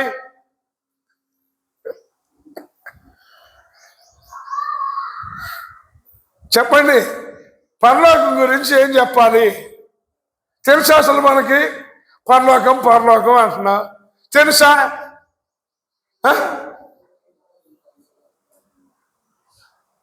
చెప్పండి, తెలుసా? మన అంతా ఇక్కడే, ఈ మట్టి, ఈ ఒళ్ళు కదా, ఈ భూమి ఇదేనా ఎప్పుడు మన రందంతా? జాగ్రత్త. చూడండి, పరలోకం గురించి ప్రకటన గ్రంథంలో కొన్ని మాటలు 21వ అధ్యాయం చూడండి. 21వ అధ్యాయం 3వ వచనం. ఇదిగో దేవుని నివాసము మనుషులతో కూడా ఉన్నది, ఆయన వారితో కాపురముండును, వారు ఆయన ప్రజలు యుందురు, దేవుడు తానే వారి దేవుడయుండి వారికి తోడయుండును. ఆయన వారి కన్నుల ప్రతి బాష్ప బిందువును తుడిచివేయును, మరణము ఇక ఉండదు, దుఃఖమైనను ఏడ్పైనను వేదనైనను ఇక ఉండదు, మొదటి సంగతులు గతించిపోయినవి. తర్వాత 5వ వచనం.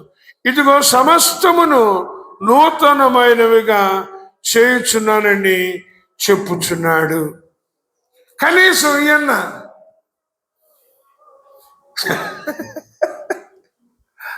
మరణం ఉండదు, ఏడ్పు ఉండదు, దుఃఖం ఉండదు, వేదన ఉండదు, బాధ ఉండదు కదా. ఆయనే నన్ను ఆదరిస్తాడు, ఓదారుస్తాడు. ఇక్కడ అమ్మాయినా తిట్టుద్ది, కొట్టుద్ది, నానేనో ఏదేదో అంటున్నాడు. ఉందా వాక్యంలో? మనకేమైనా గుర్తున్నాయి అవన్నీ? అసలు ఉంటేగా. మన దృష్టి ఎప్పుడు భూలోకమేనాయా, మనం పరలోకమా?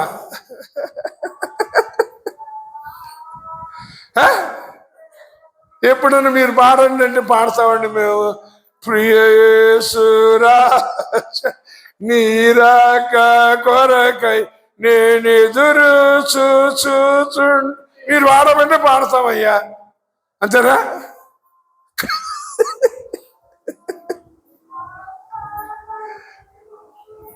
దయచేసి తెలుసుకోండి. బంగారు వీధులలో శృంగారముగా తిరిగే ఆ దినము ఎప్పుడొచ్చునో. 12 గుమ్మముల పట్టణములో నా ప్రభుతో.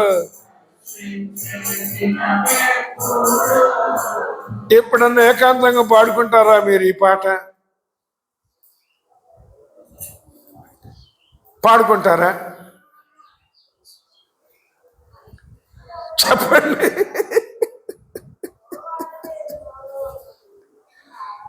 పరలోకం గురించి దేవుడు చెప్పాడు. ఏమన్నాడు చెప్పాడు? ఇదిగో దేవుని నివాసము మనుషులతో కూడా ఉన్నది.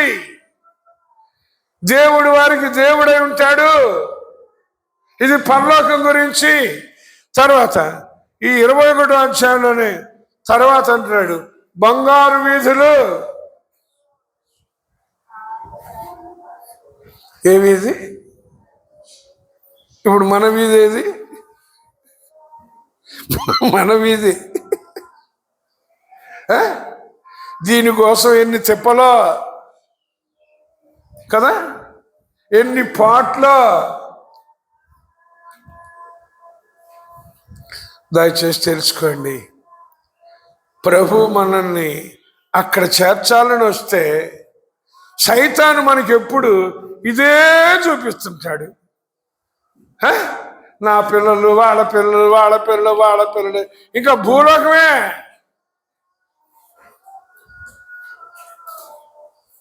అది 25వ తారీఖు సాయంత్రం గోరంట్లో చెప్పించాడు దేవుడు. దుష్టుల ఆలోచన చొప్పున నడవక, పాపుల మార్గము నిలవక, అపహాసకులు కూర్చుండక, యెహోవా ధర్మశాస్త్రమందు ఆనందిస్తూ దివారాత్రము దానిని ధ్యానించువాడు ధన్యుడు.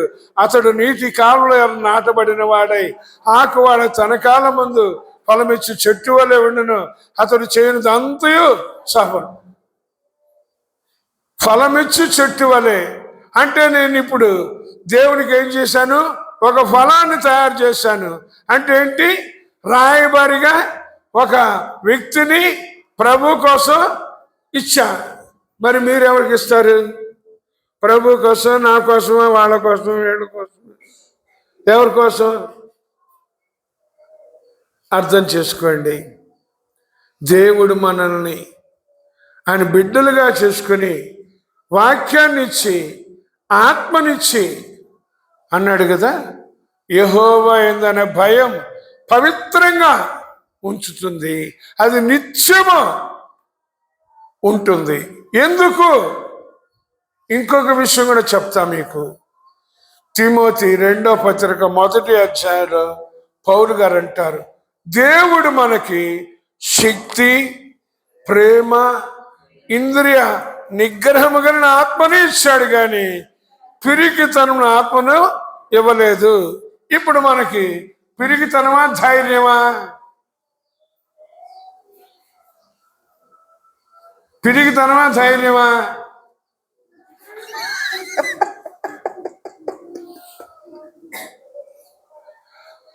నేను చెప్తా, నాకు ఆయన పిరికితనం ఆత్మను ఇవ్వలేదు, ధైర్యంగా ఉండే ఆత్మనిచ్చాడు, కాబట్టి ధైర్యంగా ఉంటాను. నీ ఇష్టం, చంపుతావు చంపు. అంత తేలిగ్గా చంపుతాడు, వాడికి భయమే. కత్తి పట్టుకున్నాడు, కత్తితోనే చస్తాడు. కొంతమంది మేము అది ఇది అని నరుగుతారు. వాడేమవుతాడు? వాడు కూడా నరకబడతాడు. ఉంది వాక్యంలో. జాగ్రత్త. వాడికి భయం లేదనుకుంటున్నారా? వాడికి భయమే, కాకపోతే పెద్ద ధైర్యం అన్నట్టుగా. ఎంత పిరికితనమా మనకి. అర్థం చేసుకోండి. శక్తి, ప్రేమ, ఇంద్రియ నిగ్రహమైన ఆత్మను ఇచ్చాడు, కానీ పిరికితనమున ఆత్మను ఇవ్వలేదు. కాబట్టి మనం పిరికితనంతో ఉండకూడదు, ధైర్యంగా ఉండాలి. అదే షద్రక్, మేషక్, అబేద్నెగోలు అన్నారు. మేము సేవించుచున్న దేవుడు మండుచున్న వేడిమి గల ఈ అగ్ని గుండము నుంచి తప్పించి రక్షించుటకు సమర్థుడు. ఒకడు తప్పించకపోయినా మేము ఈ ప్రతిమకి నమస్కారం చెయ్యం. మనం కూడా అట్లా ఉండాలంటున్నాడు దేవుడు. ఉందామా? వామ్మో,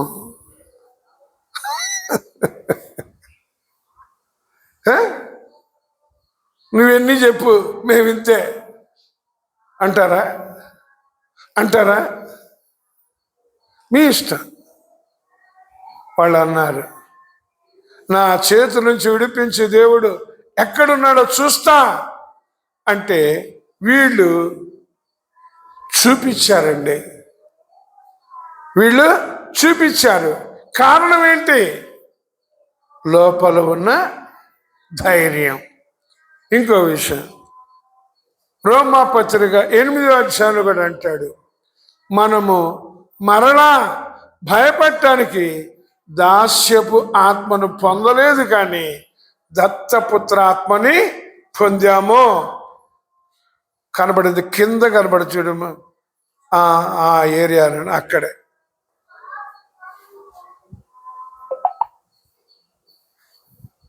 కనబడిందా?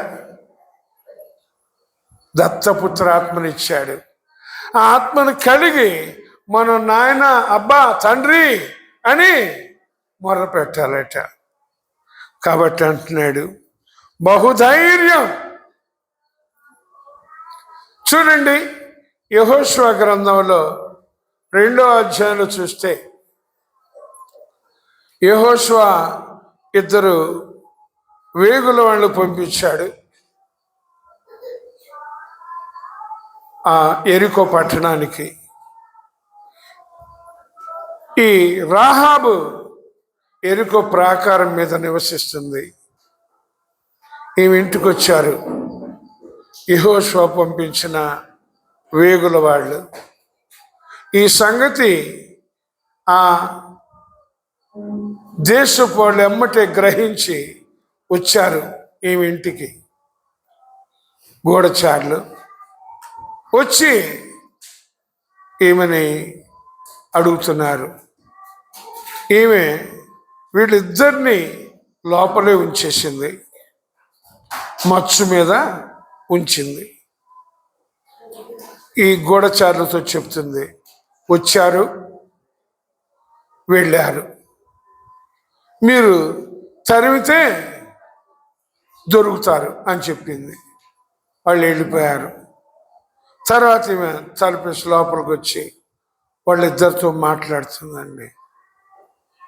2 మనుషుల్ని లోపల పెట్టుకొని గూఢచారులతో, మన భాషలో చెప్పాలంటే సిఐడి వాళ్ళతో ఇలా చెప్పిందంటే వాళ్ళు ఒకవేళ లేదు, నీ మాట మీద మాకు నమ్మకం లేదు, మేము లోపలికి వచ్చి సోదా చేస్తాం అంటే మనుషులు కనపడకుండా ఉంటారా? మనుషులు 2 మనుషులు కనపడకుండా ఉంటారా? ఇంకోటి, సిఐడి వాళ్ళు చూస్తున్నారు అంటే, చెక్ చేస్తున్నారంటే ప్రతి ప్రాంతం చూస్తారు, ప్రతి అంగుళం, ప్రతి సెంటీమీటర్ చూస్తారు, అంత జాగ్రత్తగా. మరి 2 మనుషులు కనపడకుండా ఎట్లా ఉంటారు? ఈమెలో ఉన్న దేవుని భయము, భక్తి. వాళ్ళు లోపలికి వచ్చి చూశారనుకో, ఇక ఈమెనేమని చేస్తారు? దేశద్రోహిని చంపుతారు. అయినా ఆమె భయపడలా, దేవునికి భయపడింది, భక్తి కలిగి ఉంది.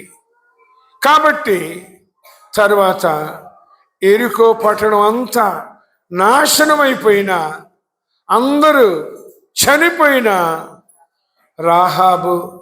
రాహాబు ఇంట్లో ఉన్నవాళ్ళు అంటది, నా తల్లి, నా తండ్రి, నా అన్నదమ్ములు, నా అక్క చెల్లెండ్రు, వారి కరిని వారందరూ చావకుండా బ్రతకాలి. వాడు చెప్పారు, ఇంట్లో ఉంటే బ్రతుకుతారు, లేకపోతే మేమేం చేయలేమన్నారు. అంత నాశనం అయిపోయిన యెహోషువ ఆ ఇద్దరు కూడా చల్లు పంపించాడు. రాహాబు ఇంట్లో ఉన్న వాళ్ళందరినీ చావకుండా బ్రతికించాడు.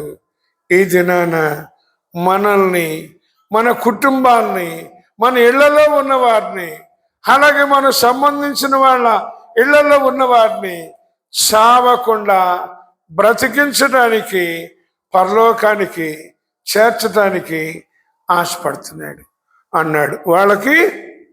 వాళ్ళ పిల్లలకు కూడా ఆశ్రయం అటండి అన్నాడు. తర్వాత భయభక్తులు జీవపు ఓట బ్రతికిస్తుంది. మన పిల్లలకు కూడా ఆశ్రయం పరలోకంలో. కాబట్టి భయము, భక్తి రెండు కలిగి కాపాడుకోవాలి. మనం ఈ లోకాన్ని విడిచిపెట్టేంత వరకు లోక సంబంధంగా ఉండకూడదు. లోక మాలిన్యం అంటుకోకూడదు. లోక మర్యాదను అనుసరించకూడదు. లోకాన్ని, లోకంలో ఉన్న వాటిని ప్రేమించకూడదు. లోకంతో స్నేహం చేయకూడదు. మనం లోకానికి మనం శిలువ వేయబడాలి. అప్పుడు మనతో పాటు మన పిల్లలు అన్నాడు 1000 తరాల వరకు. కండిషన్ ఒక్కటే, ఆయనకు భయపడాలి, ఆయన చెప్పిన భక్తి చెయ్యాలి, వద్దన్నది మానేయాలి, చెయ్యమన్నది చెయ్యాలి.